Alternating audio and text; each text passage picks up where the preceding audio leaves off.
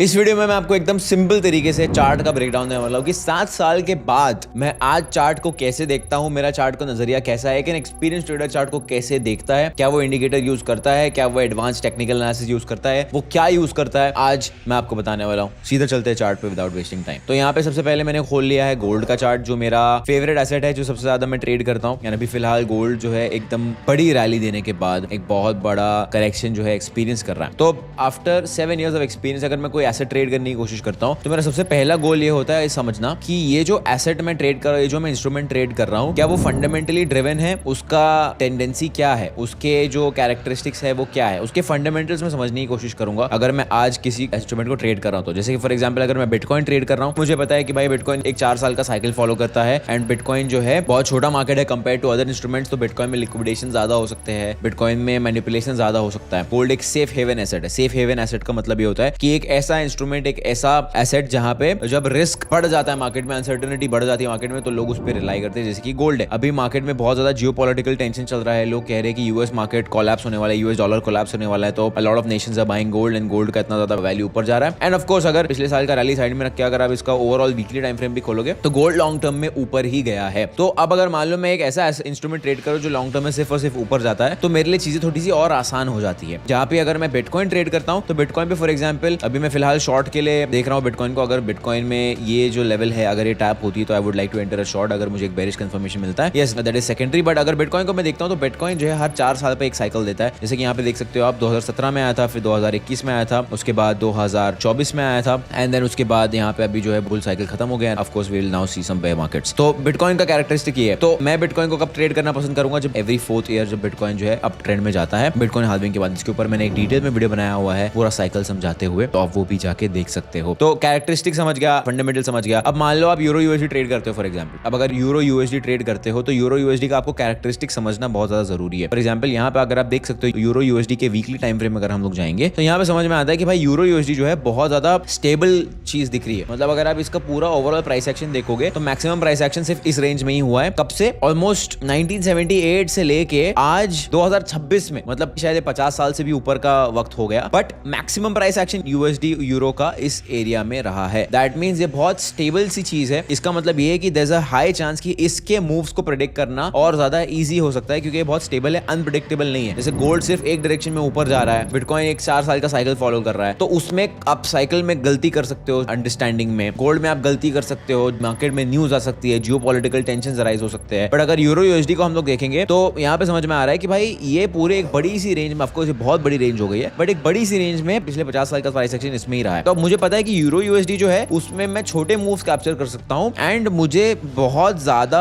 Aware होने की जरूरत नहीं है, बिकॉज अगर 50 साल में चीजें इतना नहीं हिल पाई, अब तो मतलब बहुत हाई चांस है कि आगे भी चीजें ऐसी रहने वाली है। तो इसके बेसिस पे जो है मैं यूरो यूएसडी पे अपनी एनालिसिस और जो बायस है उसको डेवलप करना शुरू कर सकता हूं, ये देख के कि कहां जा रहा है। उसके बाद मैं ऑफकोर्स ये भी समझना चाहूंगा कि यूरो यूएसडी में जो ऊपर और अप ट्रेंड और नीचे का मूव आया है उसको क्या इन्फ्लुएंस करता है। क्या वो यूएस ट्रेड इन्फ्लुएंस करता है या वो यूरोप का कुछ फैक्टर इन्फ्लुएंस करता है? मुझे नहीं पता क्योंकि मैं नहीं करता हूं, बट ये मैं जानना चाहूंगा अगर मैं ट्रेड करूंगा। अब सिमिलरली गोल्ड के बारे में मुझे पता है, गोल्ड में पिछले 3 साल से ट्रेड कर रहा हूं, तो उसके कैरेक्टरिस्टिक्स, उसके फंडामेंटल्स मुझे समझता है कि गोल्ड कब ऊपर जाता है, गोल्ड को कब बेचना लोग पसंद करते हैं। सिमिलरली यूएस स्टॉक मार्केट जो है गोल्ड से इनवर्सली प्रोपोर्शनल है, मतलब अगर गोल्ड ऊपर जाता है तो यूएस स्टॉक मार्केट नीचे जाता है, क्योंकि स्टॉक मार्केट एक रिस्की एसेट कंसिडर किया जाता है और गोल्ड जो है एक लो रिस्क एसेट कंसिडर किया जाता है। तो सिमिलरली ये ऐसे मतलब नंबर 1 चीज जो हो गई, अगर मान लो मुझे भाई समझना है कोई चीज, इंस्ट्रूमेंट को, चार्ट को रीड करना है, तो सबसे पहले मैं उसके कैरेक्टरिस्टिक्स और फंडामेंटल समझना पसंद करूंगा। इवन इफ अगर मुझे शॉर्ट टाइम फ्रेम पे ट्रेड करना है, अगर मुझे सीरियसली ट्रेड करना है ये चीज मान लो अगले 5 साल तक, तो ये तो पहला मेरा फैक्टर ये रहेगा फंडामेंटल और कैरेक्टरिस्टिक्स एसेट का समझना। अब उसके बाद मैं ये ऑब्जर्व करने की कोशिश करूंगा कि क्या ये इंस्ट्रूमेंट कोई साइकिल फॉलो करता है या नहीं। जैसे गोल्ड जो है, क्या वो कोई साइकिल फॉलो कर रहा है, क्या वो साल के 12 महीने कोई साइकिल फॉलो कर रहा है? जैसे मैंने फॉर एग्जांपल ऑब्जर्व किया है कि जून के महीने में गोल्ड जो है थोड़ा सा नीचे हो जाता है। ईयर के स्टार्ट में गोल्ड जो है अच्छा परफॉर्म करता है। जून के महीने गोल्ड नीचे इसलिए आ जाता है बिकॉज स्टॉक मार्केट में यूजुअली रिजल्ट्स डिक्लेयर किए जाते हैं, सेकंड क्वार्टर के रिजल्ट्स डिक्लेयर किए जाते हैं एंड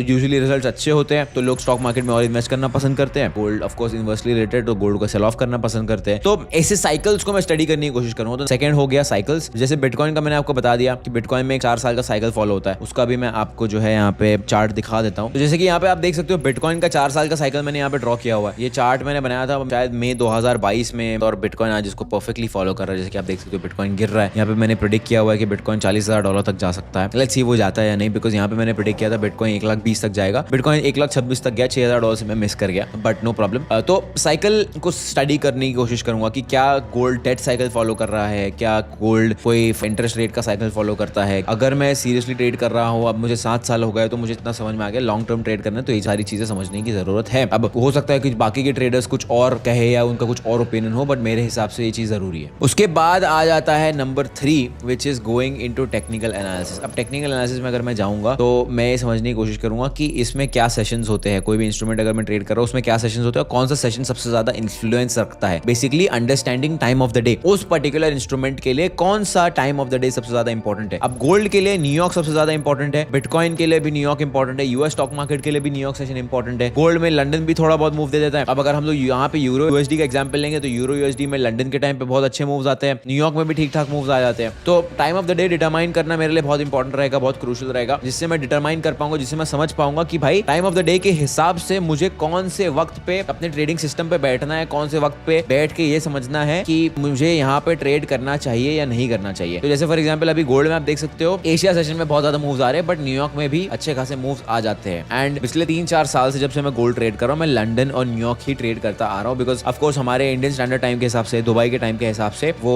सूट भी करता है। एंड एशिया सेशन जो है हमारे लिए बहुत अर्ली मॉर्निंग हो जाता है, एंड ओवरऑल ज्यादा एशिया में खास मूव्स भी नहीं आते। अभी पिछले कुछ 3 महीने में एशिया में बहुत बड़े बड़े मूव्स आ रहे हैं। That is also because of the recent tensions and because Asian countries are buying gold against the US dollar. That is why it is happening, but overall this is what I would look at. अब देखो, आपका role एक trader है, आप चाहते हो trading करना। Trading आप तब करोगे जब मार्केट में मूव आएगा। अगर मार्केट में मूव नहीं आएगा तो आप पैसा नहीं बना पाओगे, आप ट्रेड नहीं कर पाओगे, आप मूव्स कैप्चर नहीं कर पाओगे। तो टाइम ऑफ द डे इसके लिए बहुत ज्यादा इंपॉर्टेंट होता है। अगर आप ऐसे ही रैंडमली कभी भी बैठ रहे हो तो ऐसा हाई चांस कि आप शायद ऐसे टाइम फ्रेम में बैठोगे, यहाँ पे आप ट्रेड ले भी लोगे, सेटअप बंद भी जाएगा, मूव ही नहीं आएगा, आप क्या कर लोगे। तो for a very similar reason it is very important for you to understand why time of the day is so essential. Time of the day important क्यों है। अब मैंने यहाँ डिटरमाइन कर लिया कि टाइम ऑफ द डे मेरे लिए भाई न्यूयॉर्क मान लो सबसे ज्यादा इंपॉर्टेंट है। अब मैं इसके बेसिस पे एक इंस्ट्रूमेंट को स्टडी करने की कोशिश करूंगा। मान लो एक काम करते हैं हम लोग, यहाँ पे यूरो यूएसडी समझने की कोशिश करते हैं, क्योंकि यूरो यूएसडी जो है मैंने कभी ट्रेड नहीं किया, तो इसके ऊपर मैं जब एनालिसिस करूंगा तो आपको और अच्छे से नेचुरल वे में समझ में आएगा। अब यहाँ पे मुझे सीधा सीधा ये देख के समझ में आ रहा है कि भाई यूरो यूएसडी एक सिंपल पैटर्न फॉलो कर रहा है। अब वो पैटर्न मुझे दिख रहा है कि एशिया की जो लिक्विडिटी है, दैट मींस एशिया सेशन का हाई और लो लेने के बाद यूरो यूएसडी एक मेजर मूव दे रहा है। जैसे फॉर एग्जांपल यहाँ पे एशिया का हाई स्वीप हुआ, यहाँ से बेरिश मूव आ गया। उसके बाद यहाँ पे आप देख सकते हो एशिया का हाई स्वीप हुआ, बेरिश मूव आ गया। उसके बाद यहाँ पे आप देख सकते हो एशिया का हाई स्वीप हुआ, बेरिश मूव आ गया। यहाँ पे देख सकते हो एशिया का लो स्वीप हुआ, बुलिश मूव आ गया। यहाँ पे एशिया का लो स्वीप हुआ, बुलिश मूव आ गया। उसके बाद यहाँ पे देखते हैं, यहाँ पे एशिया का लो स्वीप होने के बाद यहाँ पे बुलिश मूव आ गया, ये सपोर्ट ले लिया प्राइस ने। उसके बाद यहाँ पे स्वीप नहीं हुआ हाई और लो पूरे लंदन सेशन में, तो उसके बाद मूव नहीं आया, फिर न्यूयॉर्क सेशन में मूव आया। यहाँ पे मुझे दिख रहा है कि एशिया सेशन का लो स्वीप हो गया, लो स्वीप होने के बाद यहाँ पे हमें बुलिश मूव देखने को मिला। उसके बाद यहाँ पे मुझे दिख रहा है कि यहाँ पे स्वीप तो था ही नहीं, यहाँ पे कंटिन्यूअस अप ट्रेंड था, तो इसको हम स्वीप नहीं कह सकते। उसके बाद यहाँ पे हमें देखने को मिल रहा है कि हाई स्वीप होने के बाद बेरिश मूव आया, लो स्वीप होने के बाद बुलिश मूव आ गया। तो यहाँ पे